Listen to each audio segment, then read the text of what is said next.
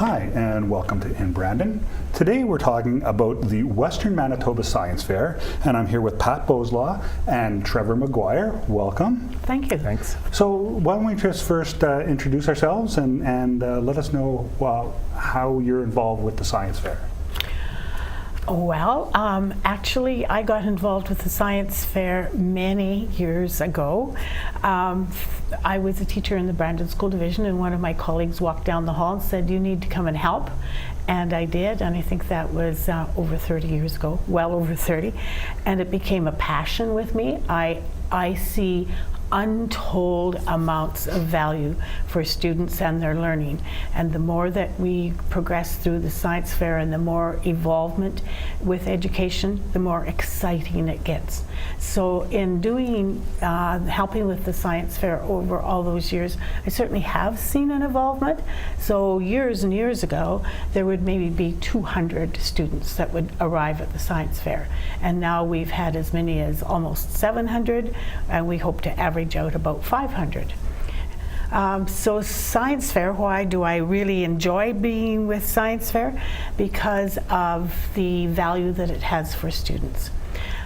In today's age of learning, the students have opportunities to be much more resourceful. They have many, many more facilities from which to get their information, and their minds are just really expansive in terms of the kinds of challenges that they'll take on. Right. And Trevor, why don't you let us know a little bit about you and your role with the Science Fair? Yeah, so I've been involved with Science Fair since '97, so I guess 20 years. I'm the chair currently. I got involved to help with the finances, and one thing led to another, and I've kind of done a little bit of everything. And then last year, I was foolish and put up my hand, and I'm now the chair of Youth Science Canada, which is the parent organization that represents all the 105 regions, of which Western Manitoba is one of. It's always nice to have somebody local that's kind of in charge of a national organization. Yeah, so. Sort of. It causes a little stress. Well, congratulations on that. It's kind of a feather in the cap for Westman here. Yeah, we're really proud. Yeah. Really proud. So you touched a little bit, Pat, but what really, like the Science Fair in general, what's the importance of the Science Fair? The importance of the Science Fair itself, it's a great opportunity for students to come together to meet other students of like mind who are really excited and interested in science. Science is also a subject that incorporates all avenues of learning. You cannot do science without doing math. You can't do science without reading and writing about it, which are the literacy components. And when the students come together to do their entire project, they design it with many components in mind. So the value of why I'm involved with it is that I want to be one of the people in the community who helps present a venue for those kinds of opportunities. And as I mentioned, the students, like I get to the fair and it is so exciting, and my only wish was that half of Brandon would be at that science fair to see what the students do, because they do phenomenal things. And those people that do come, which by the way, it's open to the public starting at 2 o'clock in the afternoon after most of the judging is done. When people come, they come and say, "We can't believe that the students do this." Well, we don't even charge for access to the fair. It's free, and we'd love them to come. So we have the students competing in a variety of categories, and they are semi-divided according to their grades. So there's a grade 1, 2 category, a grade 3, 4, etc., etc. They have all kinds of topics, and the topics sort of fit into one of the types of categories. And then we have judges, and as Trevor is going to reinforce, we always need more judges. We have about 80 judges now. We're looking for probably another 40 or 50, like we'd like to have 120. Trevor is going to tell us about the deadline dates, because he does all of that work for on the web page, and the students right now are in their schools busy and being involved in science fairs, getting prepared, and the different science fairs in the schools throughout West Man. So that's why it's called the Western Manitoba Regional Science Fair. Our area goes from the U.S. border to the Saskatchewan border, away up as far down as the people want to come, because the closest other fair is in Thompson, and so a lot of people come from Roblin and in around there, and then quite far east as well. In fact, we had a request from family, a school in the I don't know what category it would be in terms of location, but it's almost down by the border, but away over south of Winnipeg, in that area, asking if they could come to our fair. So it excites a lot of people. Students, I think, absolutely come pumped to the nth degree to participate, and they're told, given a few hints about how to deal with the judges, and so that judging experience is invaluable for a future, invaluable.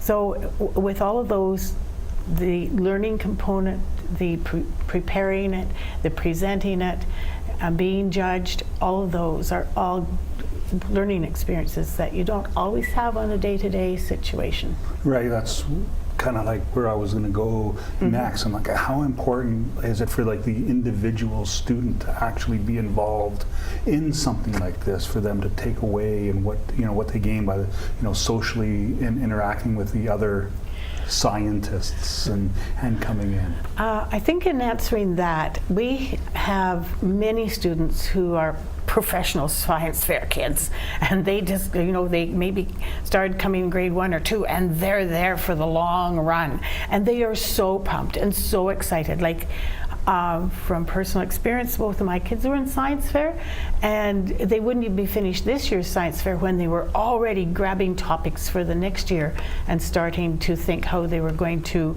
flesh out their topic. And even fleshing out a topic can be an experience in itself. Where are you going to get the information? Is it going to be from a library? Is it going to be personal experiences? Are you going to be doing research? Where are you doing tallying of observations? There are all kinds of learning experiences that are involved. They also come and they see friends that they've met before, and they connect with friends. They also come and research other people's projects, because they're looking for a real hot topic that will be a spin-off for them in the future. And that is really exciting, because that's how they learn and how we learn. On a personal matter, I'm going to take a moment to talk about a student that I worked with as a teacher, as a principal actually, in the division, who came to us at the school that I was in, came from out of province and was totally illiterate. Could not read nor write, but got involved in science fair, and it just so happened that my conversations with him allowed me to know what he was really good at, and I could steer him into that good at topic, and he actually got gold at the Western Manitoba Science Fair, which propelled him into the mode that he was a worthwhile person that could learn, and by the end of the year he was reading. He was already in grade 4 when this happened, so this was really quite serious stuff. Wow. That's pretty inspiring, actually, as an educator, I imagine, eh? It was probably one of the highlights of my career. Right. So we talked a little bit about kind of the region, but how do the participants get selected, or how, where do they kind of come from, and how do they get involved? So in Western Manitoba right now, we'll have between 27 and 35 schools participating on any given year. Somewhere between 2,500 and 4,000 kids will be doing projects at all the schools. And some of them volunteer, some of them are run, compulsory in a classroom. And then between 10% to 20% in some schools will be selected as winners and then move on to the Western Manitoba Science Fair, where they come up against the other kids from the other regions and share their ideas and compete. And from there, we select about 30% into the medals, and we select 3 that will go on to the Canada-wide Science Fair. So there's an opportunity from Westman here Yep. to go on to Oh, yeah. compete in higher level Yep. or And more competitive. And that is, the kids that come to the regional fair, you talk to them, it's a life-changing experience. They show up and they get to meet all these other kids that are interested in the same thing they are. Let's face it, if you're a hockey player, you get to go to a hockey tournament, you have a lot of fun. Well, this is kids that are interested in science and doing this type of work, this inquiry-based science. They get to meet other kids who like the same thing. Well, when we take those 3 to Canada-wide, and they'll be from grade 7 to grade 12, that's a life-changing experience. And my experience for kids in rural Manitoba, it's huge because they go to a university, which was a very abstract thought to them. They get to live in res for a week. They get to meet 500 other kids from all across Canada who also have excelled at the top of their levels, and just find out that, hey, the university is a cool place, the education's a cool thing, the science is a cool thing, and they all come back with friends, and they're all inspired, and you get the parents coming back to you telling you this changed their children. So it's pretty much any child essentially can Absolutely. compete at this event through. Just got to find out what you're interested in, ask the right question, and then set about showing us what you learned. Right. We're going to expand a little bit more on a thought that Pat had started to discuss, the judges. Mm-hmm. You're looking for more judges. We're always looking for judges. Yeah. We obviously want people who have a bit of a background in science. That matters more in the higher grade projects. In the lower grade projects, the 1s through 4s, what we really need is just enthusiastic people who really want to give a good experience to the kids. And we always need them. Every year, we're rotating through people because when you need 120 to 150 people, Brandon's not that big of a place, so we're always looking for more. And enthusiasm is the driver. We need people who really want the kids to have a great experience. And to help them when they come and volunteer as judges, there is a rubric or a scale by which they're able to remain as objective as possible. So they rate the components of the science fair project and the presentation on various criteria, and so we hope that it's as objective as it possibly can be, so that those students who are awarded medals, and Trevor referred to the medal kind of thing. Years ago, when I first started with the fair, it was really painful for me to see that there were some fabulous projects, but we lived in the category of choosing 1 gold, 1 silver, and 1 bronze, and that was, it was defeatist in a way.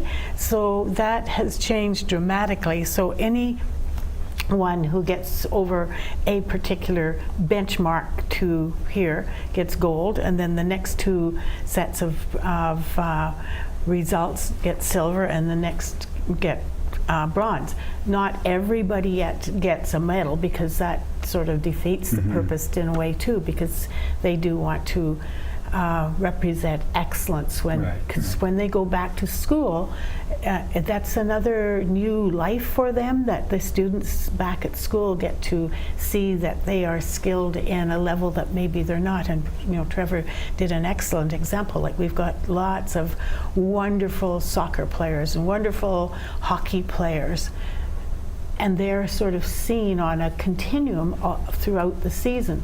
But we don't always see wonderful school scientists, but when they go out, compete, and come back, then they are notched as, oh, here's somebody that's really good in science. Right. Just want to clarify one little point. You said Brandon's not that big for all of the judges, but judges can come from outside of absolutely. To anybody who sees this. If you're interested, absolutely get a hold of them, and you can be a judge. In fact, it would be great to have more people come from the rural environment, because we do have a lot of kids competing from the rural environment, and those projects, they have a certain flair to them. They have a rural science to them, which is great stuff. We love seeing those. And if there are any people out there that are competent in interviewing children in French, we have lots of children that come from the French immersion or from DSFM, and we would prefer if they could be interviewed in French. Yeah. They actually do their projects in French, and so French judges are at a premium. Right. We give you special treatment. An extra muffin. So if you like your muffins and you're fluent in French, then participate and you can get that Absolutely. bonus Yeah. muffin. Yeah. Okay, when is the science fair? March 14th. March 14th. Yeah, it'll start. The kids will start arriving about 7:30 in the morning, all set up, ready to go by 9. And judges start in at 9, and and the public can come and join us at 2 o'clock in the afternoon and see what's gone on. 4:30 we start our first award ceremony for the grade 1s to 4s, and then we have another award ceremony at 6:30 for the senior grades. Okay, and so and it's totally open to anybody who wants at 2 o'clock. At 2 o'clock. Anybody who wants to come down and have a look and see what these brilliant children are doing. And they just want to show off their stuff. They Yeah. worked hard and they want to show everybody. Oh, that's awesome. We discussed a little bit earlier before we started the interview about supporting the fair. Yes. So how can people... We're always looking for sponsors, supporters, special awards. Sponsors obviously are incredibly useful because we have things we have to pay for. None of it goes back to the committee, it all goes to the kids. The special awards are more direct. That's where a sponsor will, particularly a sponsor that's involved in a science-related industry, will give us an award and write a targeted award. So the best project on the Heart and Stroke Award, the best on cardiovascular health, things like this. And it's important. The kids love them, because it usually involves a bit of money, and they're in there competing. We actually have about $8,000 worth of awards, which include the trips to Canada-wide Science Fair, which are not cheap, but we've got a very generous community, and that community extends, beyond the boundaries of Brandon as well. But we're really so pleased to have that support, and the students are ecstatic when they find out that they've been a winner. And when they go on to the Canada-wide Science Fair, there are the same kinds of opportunities, and I need to share about the last time that I was at Canada-wide, and the 2 students that I took. The one, I'm certain that her father and mother will be watching this, so I have to be really careful of how I describe her, but probably a little flea in a mitt would be the easiest and kindest, because she was all over the place. But when she came back from that fair, she did a complete turnaround in her life, and her father is so expressive about how much she gained from that opportunity, because today she's a medical doctor in Manitoba. And the other guy that I took was very attached. It was his first time separated from his mother and father, and so he clung to me all the time. And he had a little ouch when he got there in terms of his project and it passing the safety concerns. But we got over that with his brilliance, because he was able to think of a second way that he could present without the electrical component. And in the end, that guy won $14,000 worth of prizes. Wow. 14,000. Wow. And it was a good thing he had a dry run, because that one award was to study at the Weizmann Institute in Israel for a month, all expenses paid. Very good. Yep. Very good. That was a coup. Yeah, that's use the term again, a big feather in the hat for people coming out of this area and stuff. Like it's, and all of our special award sponsors at the fair, it is the carrots that get the kids going. You get the oohs and the ahs when the special awards come up on stage and people start winning a bit of money. So that's great. Let's switch gears just for a little bit here now. Smarter Science Workshop coming up not till October. October 21st, so at the LIFT conference, so the Brandon Teachers Association, in cooperation with us at the Western Manitoba Science Fair, we're bringing in a presenter called Dominic Tremblay, and he puts on Smarter Science Workshop. So all of the teachers out there that are listening to this, you want to sign up for this. This has been developed by Youth Science Canada to promote inquiry-based hands-on science in the classroom, and it lends itself very well to teaching science, and then it, of course, naturally being Youth Science Canada, walks itself into how to effectively do science projects, do better science projects. We've done this extensively in BC.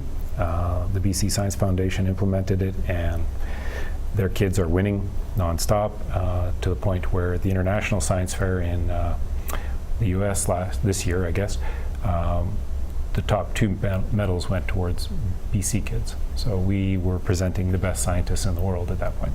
Well, youth scientists. So yeah, it works, it's great, and we're going to start having them come here and hopefully start getting some medal winners out of Manitoba as well.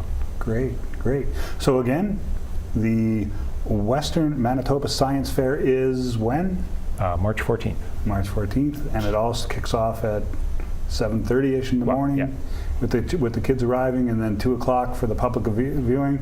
Come on down, check out and see what these brilliant kids are up to. Thank you very much for coming in. And it will be at the Keystone Center again this year. So Right, Yeah. in the Manitoba room. in the Manitoba room. Yeah. All right, excellent. Thank you very much for coming in. Thank you for Thanks. having us.